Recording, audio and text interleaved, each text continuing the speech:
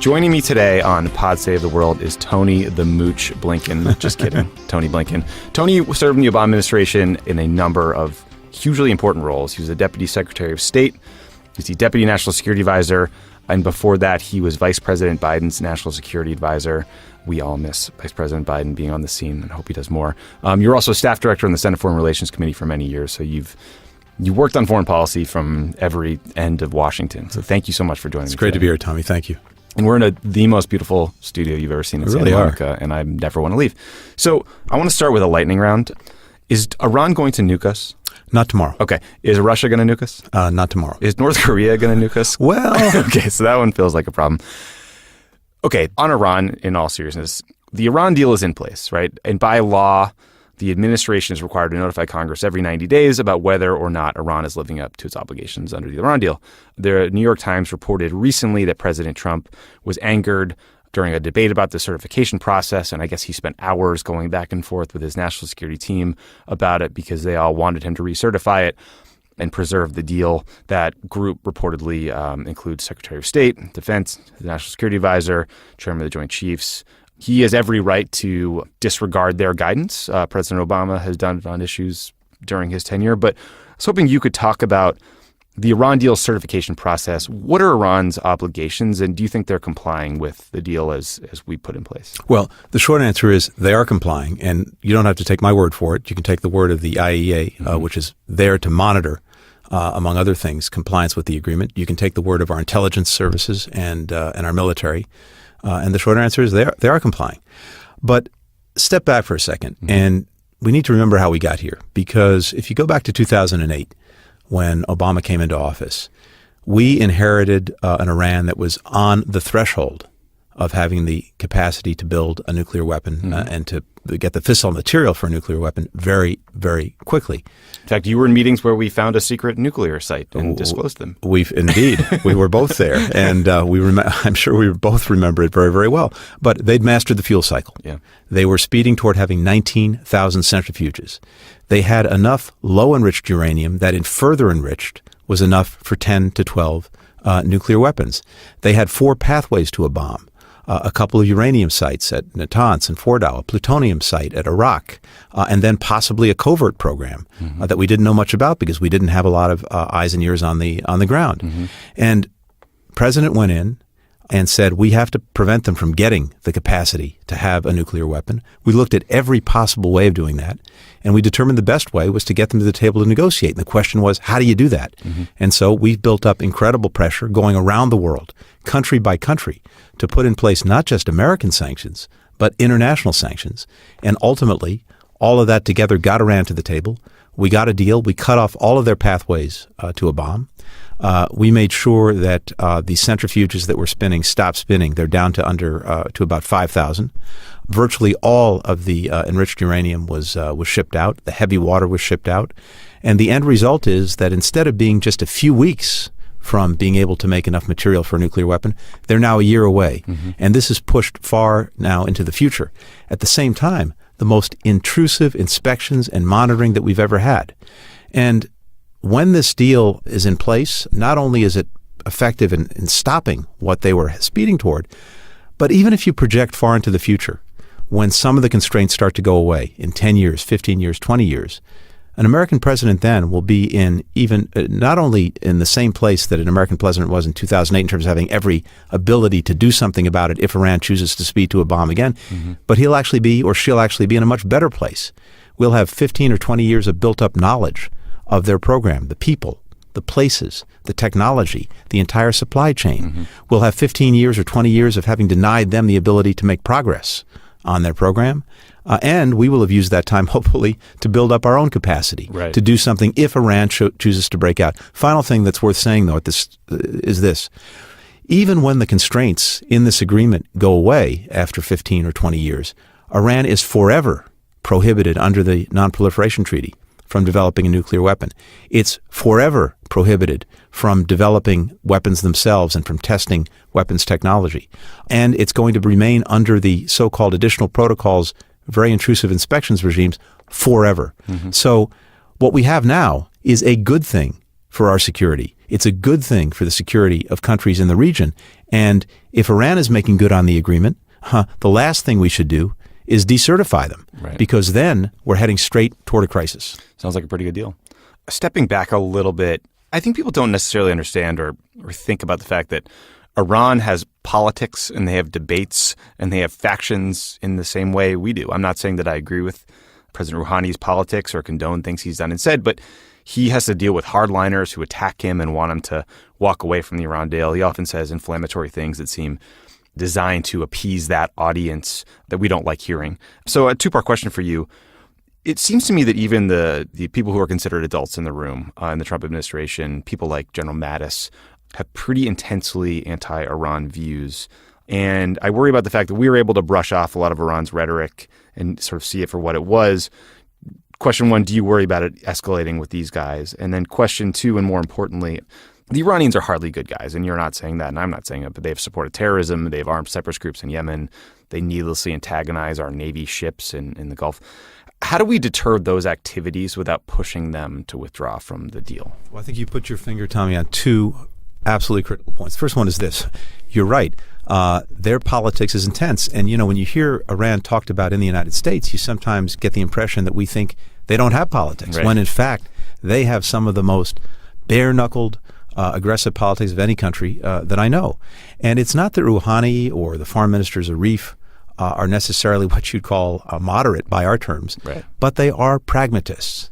And they see Iran's future as being more integrated in the international community. They think that's going to be better for Iran's prosperity and for its security. And they're trying to make it, as best they can, a somewhat more responsible actor. And at the same time, you have hardliners for whom the very logic of Iran goes away if you take away the reasons for the revolution. So here's the interesting thing. When we were advancing the nuclear agreement, we talked what it was designed to do, which was to prevent Iran from getting enough fissile material for a nuclear weapon. Now, sometimes people said, well, it may have other positive effects. It may help change the nature of the relationship between the West and Iran, between the United States and Iran. But really, this was just about nuclear weapons. What's interesting is this. If you read the Iranian press, if you listen to the debate in the Majlis, the parliament, and it's all out in the open, a lot of the hardliners in Iran who are trying to sabotage the agreement from their side, they see it as a Trojan horse. They see it as a way of the West getting its foot in the door and starting to open Iran up and take away the entire rationale for the revolution and for the system. That's what they're worried about. That's why they're trying to stop it. Here's the problem, though, and this is the second point that you raised. We've got to get the balance right between preserving the agreement as long as Iran continues to abide by it, while at the same time standing up against their very nefarious activities in terms of supporting terrorism, in terms of destabilizing other countries, in terms of intervening in one place or another. And that's a very tricky balance to get right. But we were very clear when we did the nuclear agreement that didn't mean that Iran got any kind of free pass on these other activities. We were very clear that if necessary, we'd continue to sanction them, to stand against them if they continue to do these things. And we need to keep doing that. But what we shouldn't do is to try to use these other activities as an excuse to undermine the agreement. Here's the game that's being played. Those in our own government who don't like the agreement know that sort of frontally pulling out of it, and that's being blamed for its demise, is not a good place to be. It'll create a crisis with our own allies, with France, with Germany, with the UK, as well as with China and Russia. So the game, the art of the non-deal, is to provoke the Iranians into getting out of the agreement. And so the more you can stick it to them in other places, the more you hope the hardliners will do something to undermine the deal. So this is really hard because we have to stand up against their aggressive actions. At the same time, we shouldn't be looking for ways to undermine the nuclear agreement. So you think he should just tweet at him like Jeff Sessions and call him beleaguered? No, I thank you for all that context, because I think you explaining the sort of sweep of the situation here, I think gets at the reality of every White House Situation Room meeting that makes it to the president. It's never black or white. It's never simple. I mean, absolutely the fact the Iranians fund Hezbollah is a huge problem, and we need to stop them from doing that. There are these Houthi separatists in Saudi Arabia that are fighting against the Saudi government. They arm them, and we interdict ships as they send ships. It's never been totally clear to me how managing the Houthi problem is in our core national security interest, but certainly, it is an irritant that we work on. But the Obama administration carved out the Iran nuclear deal because we saw them getting a nuclear weapon as this existential threat. Imagine if they're doing all of these bad things and they have a nuclear weapon to boot. That's an even worse place to be. Right. It gives them the feeling they can act with impunity. So taking that off the table makes us a heck of a lot more secure and makes it, if not easy, at least a little bit more doable to deal with some of these other nefarious activities. Right. I mean, and then just sort of perfect segue to my next question is, I wonder what you think the Iran deal can teach us about the best way to approach North Korea's nuclear program, because Kim Jong-un is firing off ballistic missiles like they're bottle rockets at this point. The range on those missiles is increasing at a pace that is far exceeding expectations that I've seen previously. I mean, there were some reports recently that they could reach Washington, D.C. Right. That was viewed as being a several-year-off scenario. I've seen estimates that they have up to 40 nuclear weapons. Mm-hmm. Are they too far along the path to a nuclear program and too unpredictable for the Iran deal to be seen as a model? At some point, do we have to give up on ending their program and have to manage the reality that they're now a nuclear-armed power? We're right at the edge. We're very, very close to that point. And here's the problem.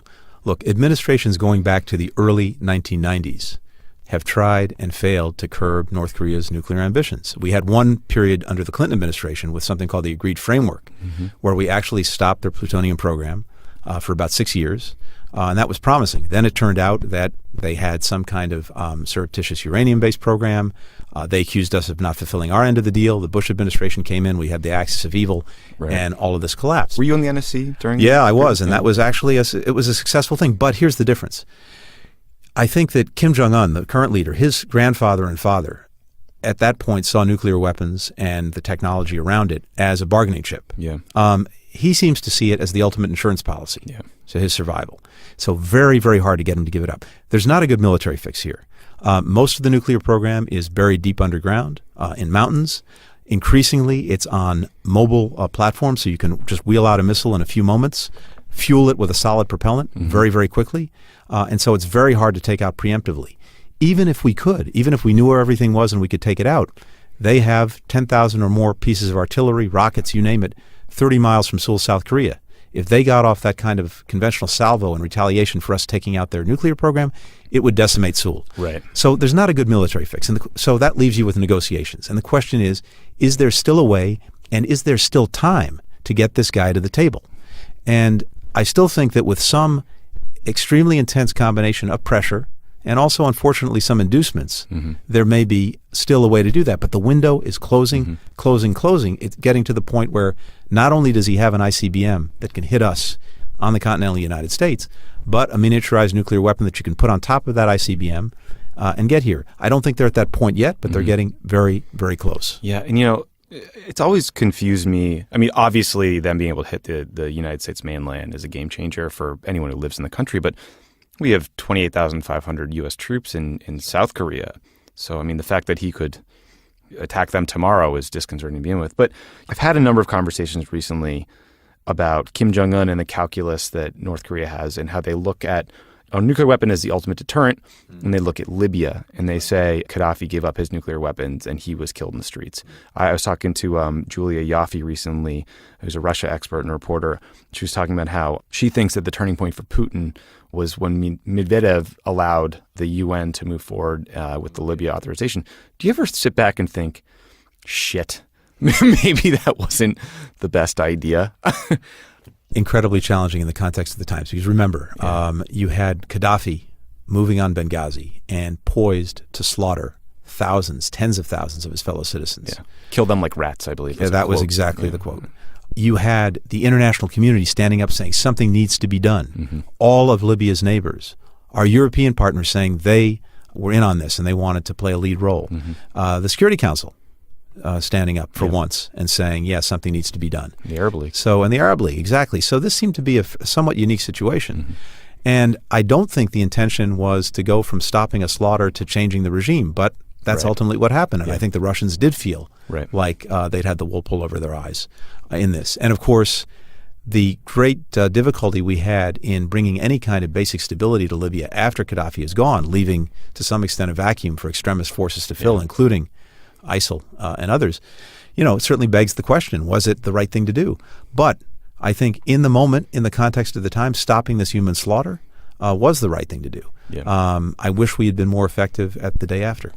But it just goes to the point that in all of these situations, figuring out the day after is as important, if not more important, than figuring out the day of. You're geeking out with me on Pod Save the World. More on the way. If you enjoy the show, you should check out Thinking Cap. It's a 25-minute weekly podcast hosted by the Center for American Progress's Michelle Jawando and Igor Volsky. In the current crazy political moment we find ourselves in, full of protests, anger, activists, and momentum, Thinking Cap hopes to lay the groundwork for the bold, progressive policy ideas we need to continue moving this movement in our country forward. You can find Thinking Cap on Apple Podcasts, SoundCloud, AmericanProgress.org, or wherever you get your podcasts. Check it out, guys. They're smart. Pod Save the World is brought to you by Capterra. Sure, you're good at what you do, but if you ever found yourself knee-deep in spreadsheets with more emails than you can count, you could be doing much better. It's time to power up your productivity with the right business software. I am buying this for Lovett as soon as I'm done reading. But the search for software can be long and painful, and where do you even start? Let me tell you about Capterra.com. Capterra is an easy-to-use software comparison site with over 400 categories of business software for you to choose from. Whether you need help with website building, customer service, or project management, Capterra.com is the place to go. They have thousands of ratings and reviews from actual software users just like you, and using Capterra is absolutely free. There's no obligation. You don't need to register. You won't get annoying follow-up emails or phone calls. You won't spend weeks or months searching the internet. All the information you need is in one place, and you won't waste time and money on software that's not right for your business. So why wait? Visit Capterra.com/world today and join the millions of people who use Capterra every month. That's Capterra, Capterra.com/world to find the software that will save your business time every day. Capterra.com/world. Let's talk about the State Department for a bit. You were the Deputy Secretary of State.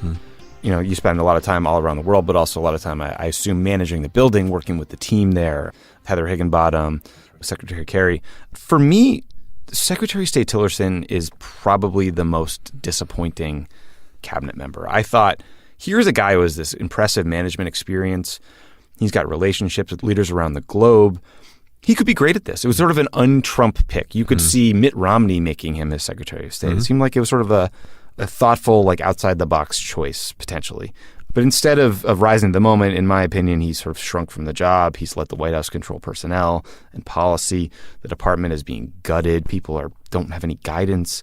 Given my very, very leading intro, what's your assessment of his record? Have you talked to their team and have thoughts on what's happening over there? I've had some conversations, not with him directly, but with others. And look, I knew him a little bit in his capacity as running Exxon. He was incredibly impressive. Very effective CEO, one of the great companies in the world. And certainly I hope, too, that he would bring that kind of knowledge, experience to the State Department. On the one hand, in terms of bringing people in, other than my successor, who, by the way, is a terrific guy, John Sullivan, the Deputy Secretary of State, a veteran of Bush 43, the Commerce Department, the Defense Department, he's doing a terrific job. But other than John, there is to date not a single Undersecretary of State or Assistant Secretary of State who has been nominated and confirmed. Why? Why would you hamstring yourself? So here's the catch-22. There are a whole bunch of incredibly well-qualified people who were never Trumpers and had signed letters. Right. They're eliminated. Second, a group of people who didn't sign these letters but for one reason or another decided they didn't want to serve. Third, though, and this is where it gets more complicated, it seems as if the Secretary is pursuing a restructuring of the department. And part of the argument is, well, until we figure out how we restructure the department, we really shouldn't bring people in to fill jobs that may not be there when we finish the restructuring. Now, there's a certain logic to that, except that under no possible restructuring, whatever it is, could you imagine not having an Assistant Secretary of State for Europe, for Asia, for Africa, for the Middle East, for Latin America? Why not fill those jobs now? Continents. Small continents, minor continents. So that's one part of the problem.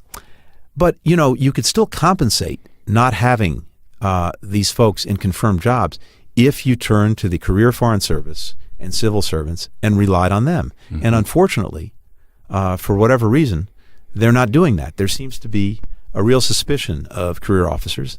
To date, at least, they've been marginalized. They haven't been brought in. Mm-hmm. They haven't been included. Look, Tommy, you know these guys and gals. I know them too. Yeah. Whatever their views, they check them at the State Department door. Right. They want the Secretary of State to succeed. When his voice is heard, their voice is heard. So they're there. They want to be called upon. And unfortunately, to date, they've not been. That really penalizes the department in two big ways. First, the intellectual capital that you need when you're developing policy, when the secretary is in the Situation Room debating what the policy should be, he needs to have with him and behind him that intellectual capital that experts at the department give him. Mm-hmm. He doesn't have that because he's kind of home alone, just a couple of people really advising him. Right. So that handicaps the department. Second, when the policy is actually decided, you need people to implement it. And that's the assistant secretary and the deputy assistants. These are the key people day in, day out who are really our connectivity with countries around the world. If the right people are not in the job there, the State Department is seriously undermined. It's so weird to me that he never met with Kerry before before he left. I mean, there's as you just said, there's so much institutional knowledge in that building that could be used. And it seems to me that there's this concern or paranoia about leaks or liberal moles or whatever that is just subsuming everything else they're trying to do. But on top of that, you have him accepting these draconian budget cuts that the Trump administration proposed that I think would just, would gut the State Department, would gut foreign aid. And I can't imagine how you could actually implement that. It's one of the biggest challenges that they face because the president and the Office of Management and Budget originally proposed a 30% cut across the board, State Department, AID, and that would gut our diplomacy and would gut our development. And what I think people have to remember is diplomacy and development are not favors we're doing to other countries. They're profoundly in our self-interest. First, the more you actually put into diplomacy and into development, the more likely it is that you're going to prevent a conflict from arising in the first place or instability from taking hold in the country in the first place. We all know Jim Mattis, the Secretary of Defense, has famously said that if you don't give the State Department its full budget, you better budget more bullets for me because we're going to have more conflict. So you lose that. Right. Second, you lose potential partners in all sorts of things. When we help build up these countries through diplomacy, through development, they over time become incredibly effective partners for the United States. Right now, 11 out of our 15 top trading partners in the world were once recipients of foreign aid. Strengthening their economies has strengthened our own. And then, of course, the partners that we need to deal with every conceivable conflict that doesn't have a unilateral or military solution, an epidemic that's crossing frontiers, hackers who are jumping firewalls, a planet that's warming, and oceans that are rising. All of these things and so many more demand partnerships. That's what our diplomacy buys us. That's what our development assistance buys us. If we're taking that away, we're ultimately tying our own hands behind our backs. Yeah. And, one thing that makes me nervous when I think about it is, despite Trump's seeming best efforts to destabilize our country and the world, things have been relatively quiet. There have been horrible incidents, ISIS attacks. North Korea is a huge problem, but there hasn't been a major crisis yet, and there will be. One area that seems fairly close to boiling over are tensions between the Israelis and the Palestinians. There was this horrible attack on 2 Israeli police officers, a huge subsequent backlash to additional security measures that the Israelis put in place in the wake of those attacks. Can you talk a little bit about why the Temple Mount is so important to both sides and if you think the prospects for peace are sort of gone? The bottom line is that unless the parties want peace, it's really hard for any outside power, even the United States, to impose it on them. We can't want it more than they do. And for a variety of reasons, the politics, both in Israel and among the Palestinians, are not pointing in the direction of peace. And that makes it a huge, huge challenge. Look, from the perspective of Israel and our strong, unstinting support for Israel across administrations, across generations, those of us who believe and want a strong, democratic, and Jewish Israel are at the point of seeing that becoming an impossibility because Israel being Jewish and democratic is not going to be possible if they continue to hold on to the territories and to try to dominate Palestinians who live there. The choice is either going to be to give Palestinians their full rights, in which case Israel will no longer be Jewish, because with population and demographic change, that won't happen, or keep things as they are, and it's not democratic. I don't think any of us want to be part of the generation that gave up on the dream of a Jewish democratic Israel. On the other hand, you've got to have a partner to make peace, and the Palestinians have not been that. Now, here's where I'll actually give the administration some credit. They've been engaged on this issue, and the person that they've designated to work with Jared Kushner on this, Mr. Greenblatt, by all accounts is doing a good job. He's listening. That's good news. He's engaged. And if you can get people talking, you may not get anywhere, but usually talking is a lot better than stabbing and shooting. So I think we have an incentive to try to get something moving, even if ultimately you don't get anywhere. At the same time, what they've been trying to do is something that we worked on, which was to get the Arab countries to stand up and improve their own relations with Israel, to build a climate of greater confidence. And that may be still the best direction to go in. But right now, in terms of both Israel and the Palestinians, the conditions just aren't there to actually make these hard choices that are necessary to make peace. Do you think that was the case for the last 8 years? I mean, Obama made this huge push to try to get to Middle East peace, and I can't tell if we screwed something up, if there was missed opportunity, or if Palestinian leadership was too weak and Bibi Netanyahu just never wanted a deal and didn't care if it failed. Yeah, look, the hindsight is 20/20, and it's even easy. On this one, I don't know. But yes, exactly what I was going to say. And look, this has bedeviled administrations going back decades and decades. But I still come back to the basic proposition that as much as we might want it, much as we might try for it, unless and until Israelis and Palestinians really want it, and that's when we can play the critical role of building confidence, supporting the process, being the right intermediary, even as we strongly support Israel and its security, which is sacrosanct.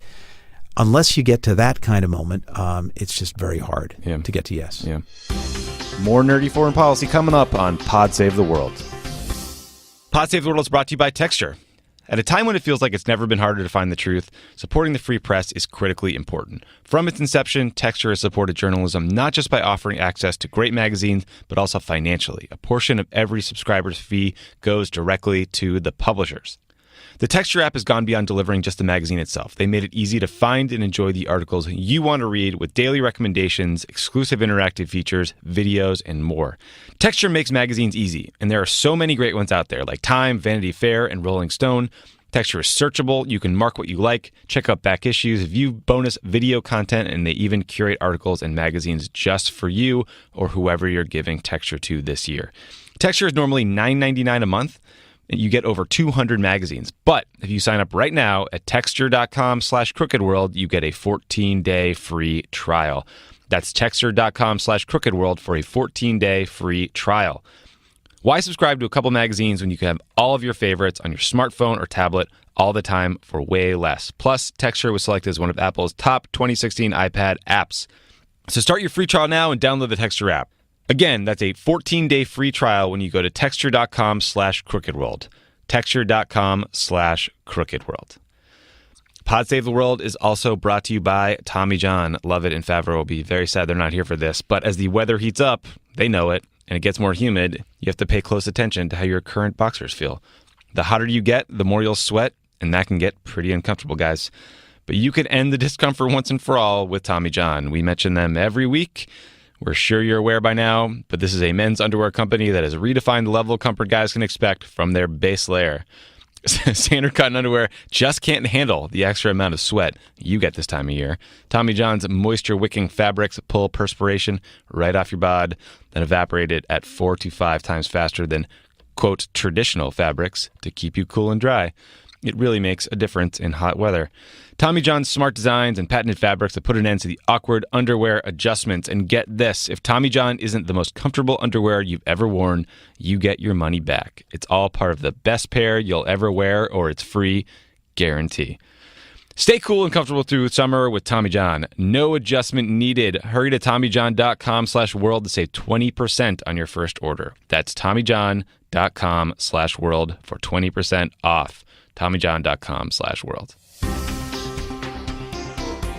Venezuela has been boiling over for months. I think they've had 3 months of nonstop protests. There have been these massive protests. I think 100 people have died. President Maduro, sort of the JV Hugo Chavez, who's in charge now, is trying to change laws in the Constitution to further consolidate power. This feels like another pot that could boil over. How worried about you or about what's happening in Venezuela and how destabilizing it could be for Latin America? And do you think the United States should be doing more? Yeah, so this pot is about to explode. And this has been a long time in the making. I mean, you go back to Chavez before Maduro, and then Maduro, and, you had Chavez who was able to effectively exploit an aborted coup.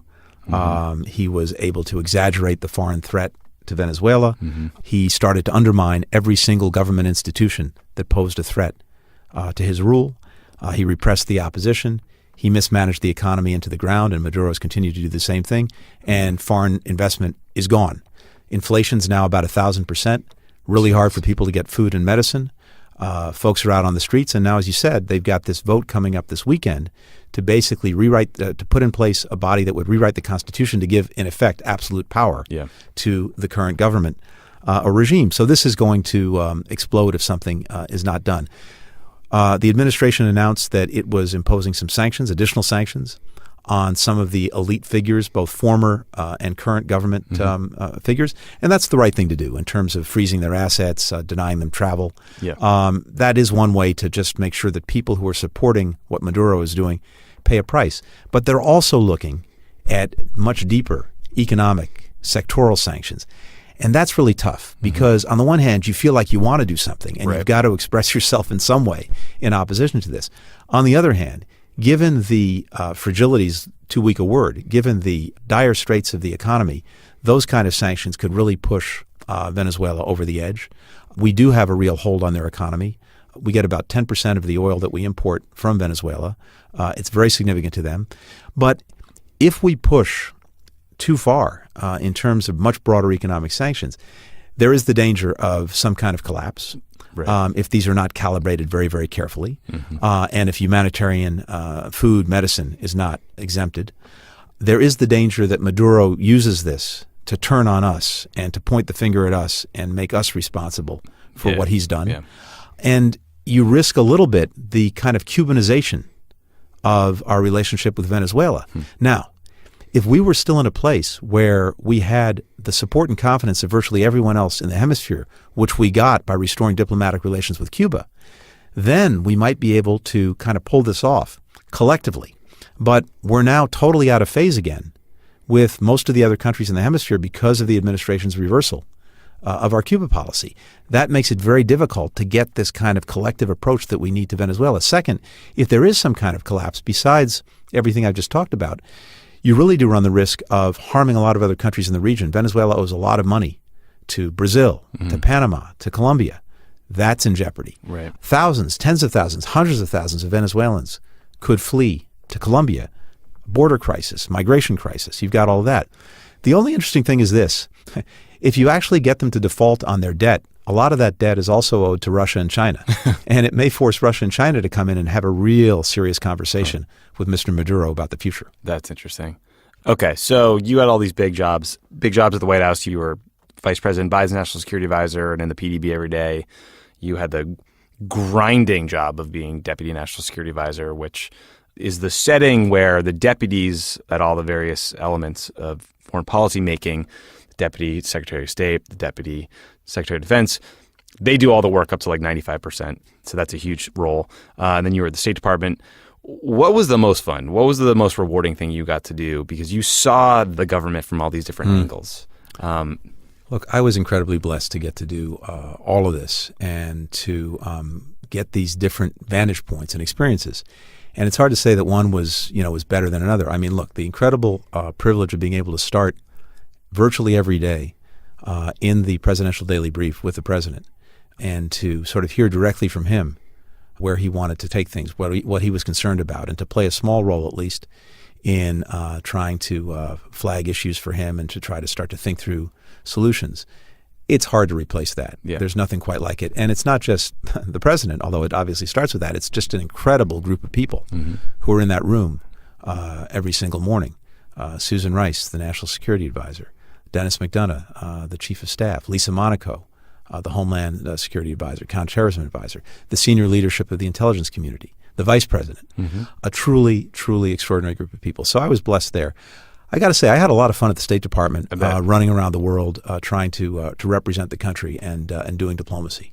Having a team to help you. You know, you have like 4 staffers to run the entire policymaking apparatus. I could not get used to people calling me sir. I didn't think I was old enough for that. But you do go from the White House, which is an incredibly flat organization and small, the National Security Council staff, also from one of the smallest offices on the face of the universe, literal closet, to this large bureaucracy with lots of layers and a very large office with its own bathroom and kitchen and everything else you could want. But the privilege of getting to go around the world, to represent the United States, to work with other countries on some of the most daunting problems, partners, allies, but also some unfriendly countries, some adversaries.